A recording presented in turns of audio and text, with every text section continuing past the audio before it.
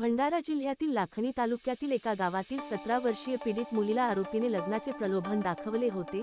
दिनांक 24 मार्च 2026 रोजी दुपारी गडेगाव परिसरातील एका कॅफेमध्ये आरोपीने पीडितेच्या संमतीविना तिच्याशी बळजबरीने शारीरिक संबंध प्रस्थापित केले। काही दिवसांनंतर पीडितेच्या प्रकृतीत बदल जाणवू लागल्याने तिची वैद्यकीय तपासणी करण्यात आली। सिद्धिविनायक हॉस्पिटल, लाखनी येथील वैद्यकीय अहवालात पीडिता 2 महिन्यांची गरोदर असल्याचे निष्पन्न झाले।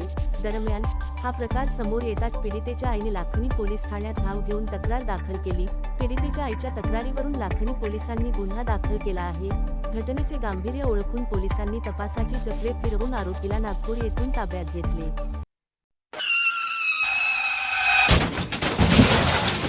आता गाडीवर मोबाईल नंबर नाही तर इमर्जन्सी QR कोड लावा, जे तुम्हाला अडचणीच्या वेळी मदत करेल।